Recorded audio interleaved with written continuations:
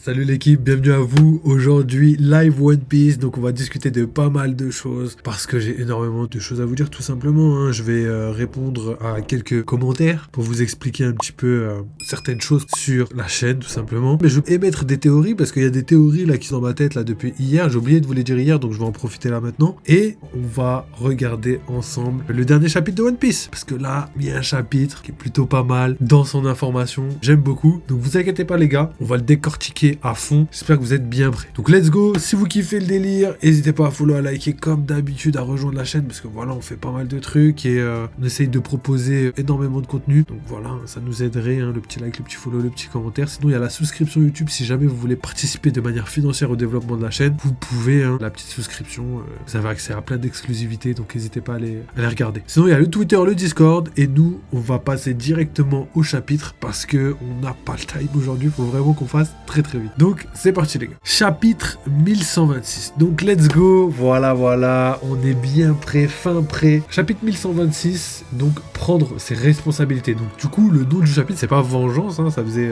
2 fois qu'on pensait que c'était vengeance, mais pas du tout. Donc là c'est plutôt prendre ses responsabilités. C'est assez intéressant parce que ça correspond parfaitement à la situation entre Bartholoméo et Shanks. Donc voilà, petite mini-aventure de Yamato avec marqué sur le côté Soba. Donc le pèlerinage de Yamato, la fille du démon, 14e épisode. La boutique de Soba de Kuri signale la disparition de jeunes filles. Comment ça se fait que certaines jeunes filles pourraient disparaître? Est-ce que ce serait à cause de Orochi qui serait potentiellement encore en vie et kidnapperait en cachette les jeunes filles? Ça pourrait être possible, mais bon, si c'est ça, je suis un peu deg. Et ou sinon, est-ce qu'il y a quelque chose qui se trame à Wano qu'on connaît pas ou qu'on n'a pas encore compris? En tout cas, ce qui est sûr, c'est qu'il y a des jeunes filles qui se font kidnapper. Et d'ailleurs, ça prend cohérence avec 2 chapitres en arrière, où justement Yamato avait empêché qu'une jeune fille se fasse kidnapper, entre guillemets. Et du coup, on n'avait pas de suite à cette histoire, on comprenait pas pourquoi Oda avait pris la peine de dessiner ça. Et au final, maintenant, on comprend. Parce qu'il y a des disparitions à Wano. Et on sait pas ce qui se passe. Est-ce qu'il y a un grand ennemi? Est-ce que c'est Kaido ou Big Mom? Ça m'étonnerait, mais c'est pas impossible dans le sens où Big Mom, elle peut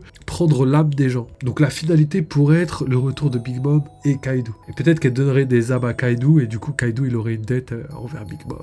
Vous avez capté, ce serait ouf, mais bon, on va garder ça de côté pour l'instant. On verra plus tard si ça se réalise ou pas. Donc let's go, page suivante. Alors, jolie double page. Donc là, on a l'équipage des géants et l'équipage de Luffy. Alors, c'est un peu après Water 7. On était tellement impatients de te revoir, nos capitaines, que nous sommes allés nous-mêmes à Little Garden. Alors, ça s'est passé comme ça. Tout le monde serait aussi curieux après 100 ans. Quand on a arrivé, ces deux-là se battaient à main nue.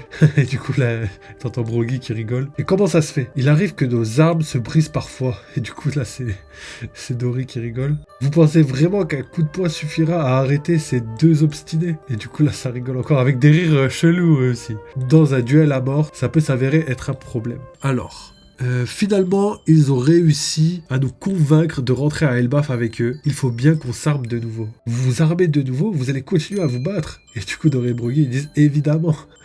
Et Nami qui dit j'abandonne. Et Usopp il dit Nami, t'as rien appris à Little Garden ou quoi? Bien dit Usopp. Donc là, c'est plus cohérent par rapport à ce qu'on avait dans les spoils. Cet alcool est super fort. C'est de l'absinthe, aussi appelé fée verte. Attention, ce truc peut te faire halluciner. Ok, page suivante. Ah ouais, Robin les géants et Luffy qui mange, qui profite de la fête, ça fait plaisir à voir. Ça faisait longtemps qu'on n'avait pas vu ça et d'ailleurs je pense qu'en animé ce sera beaucoup mieux. On a vraiment beaucoup d'informations et beaucoup de scènes assez hilarantes comme on a l'habitude d'avoir et c'est aussi un petit peu les meilleurs moments. Voilà, Dory, on a aussi Jinbei, Sanji, Usopp, Brook, Franky, Chopper, Zoro et Nami aussi. On voit du coup Bonnie, on a enfin pu l'atteindre ensemble et du coup il rigole avec Kuma avec un gros sourire. Et d'ailleurs, elle parle de l'horizon et c'est assez marrant parce que alors ils ont aussi réussi à atteindre leur rêve parce que leur rêve c'était de voir Nika et la finalité de leur rêve je pense c'est que ce sera de voir Nika libérer le monde, donc j'ai hâte que ça se passe comme ça. Donc voilà, et là on voit très bien le Sunny accroché au navire d'Elbaf qui vogue en direction d'Elbaf, c'est magnifique. Donc voilà la suite. On passe maintenant à Shanks et Bartholoméo. Donc un incident s'est produit il y a un peu plus d'un mois ici sur l'île de Gartel dans le Nouveau Monde. Le pirate Bartholoméo le cannibale est entré sur le territoire de l'empereur Shanks le Roux. et a brûlé le drapeau de la ville, un affront flagrant à l'empereur. Et là, du coup, c'est le narrateur qui parle, donc c'est ouf, hein, on n'a pas l'habitude de l'entendre, le narrateur, pas souvent en tout cas. De nombreux équipages Ellie et îles dépendent de mon pavillon. Si je laissais passer ça, les gens perdraient confiance en nous. Et mes amis et alliés deviendraient des cibles. Et du coup, son équipage qui dit, t'as complètement raison.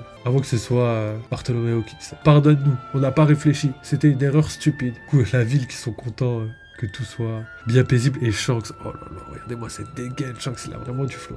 Et là, du coup, on a un membre de l'équipage de Shanks qui dit, c'est un poison mortel. Tu as 1 mois pour le faire boire à Luffy au chapeau de paille. Et du coup, Bartholoméo, il dit quoi? Il provoque une douleur intense, le sang jaillit de la victime jusqu'à ce qu'elle meure. On pourra passer outre si votre chef prend ses responsabilités. Et du coup, tout l'équipage dit, on ne fera jamais ça à Luffy. Et là, on voit Bartholoméo saisir... En plus, il n'utilise même pas ses mains, c'est-à-dire il est attaché vraiment. Et là, on voit Bartholoméo saisir le poison et boire le poison. Et du coup, tout l'équipage qui dit, quoi, chef? Arrêtez, chef, vous allez mourir. Et du coup, Bartholoméo boit tout. Il vous tuera et fera jaillir votre sang. Ça me va. C'est un beau gars, Bartholoméo. Monsieur Luffy ne nous a jamais demandé de partager ce saké et son drapeau. Je ne vais pas l'impliquer dans mes problèmes. Son temps est trop précieux pour le gaspiller avec quelqu'un comme moi. Je suis bon à n'être qu'un autre rebelle qui s'est fait tuer en essayant de montrer à un empereur ce qu'il savait faire. Donc voilà les témoignages poignants de cette scène. Bartholoméo, vraiment un homme, un vrai homme. Bon sang, j'aurais aimé voir Monsieur Luffy devenir roi des pirates. J'ai caché cette chance comme un idiot. C'est à vous de jouer maintenant. Chef, à bientôt les gars. Et du coup, il attend que le sang jaillit.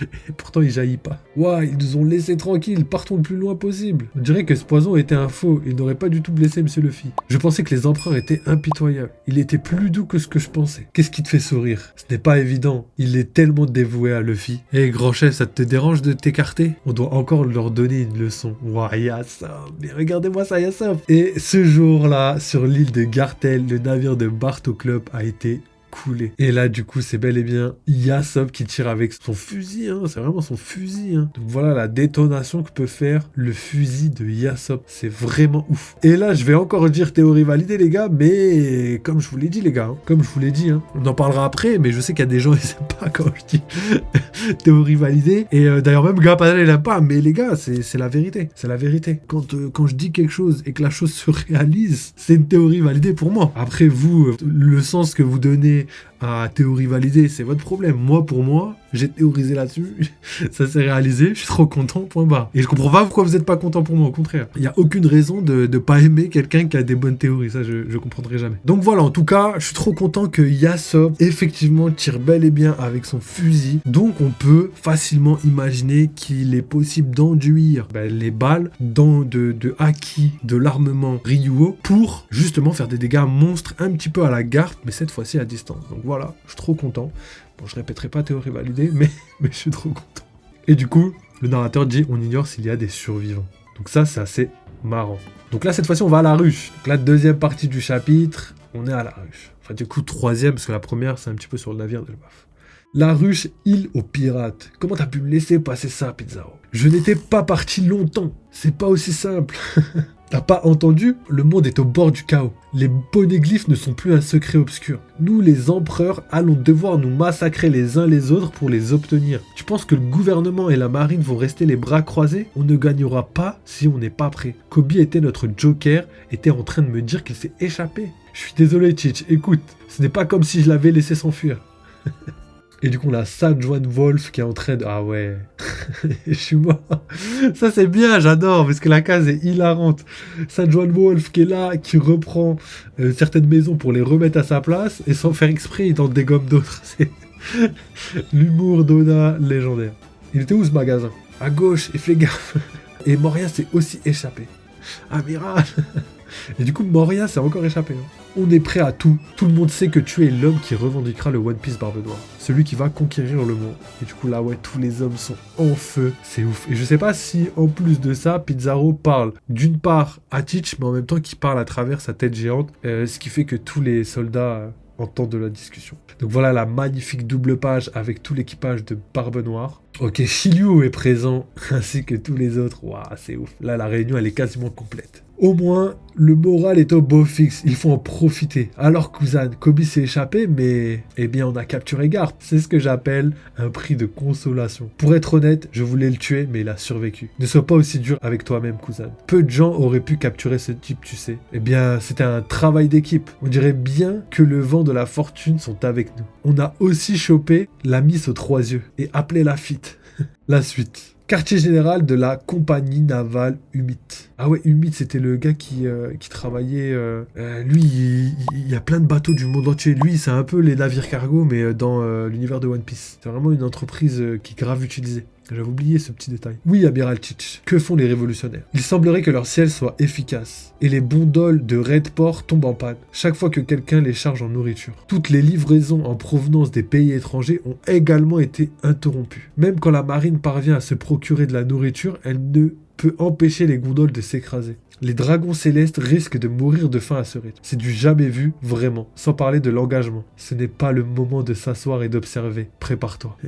Compris. Barbe Noire, il est chaud. Barbe Noire, il est chaud de ouf. L'île aux pirates. Pizarro, on a arrivé. C'est Devon. Ok, donc le navire de Devon avec, comment il s'appelle, Vanogur, qui revient de Egghead, les gars. Viens nous chercher. C'est toujours aussi pénible de te faire accoster. Je suis blessé, t'as oublié. Donc là, juste, petite parenthèse, ce qui est grave intéressant, c'est que la distance entre Egghead et la ruche, elle est moins grande, enfin, peut-être pas moins grande, hein, mais elle n'est pas aussi grande que la distance entre Elbaf et Egghead. Enfin, on peut pas être totalement sûr par rapport à ça parce que effectivement le navire au chapeau de paille s'est perdu. Donc même si ça fait 2 jours qu'ils sont en mer, et normalement ils auraient déjà dû être arrivés depuis longtemps. Donc potentiellement que c'est le fait qu'ils se soient perdus qui fait qu'ils sont pas encore là-bas. Mais là ce qui est intéressant c'est que Katarina Devon et Vanogur sont déjà arrivés alors que Luffy n'est pas arrivé, alors que là on n'est pas 2 jours après. Le début du chapitre c'était encore sur la mer et on n'était pas 2 jours après. Donc à voir, peut-être c'était juste après qu'ils soient partis, peut-être que c'était un peu plus tard, on verra.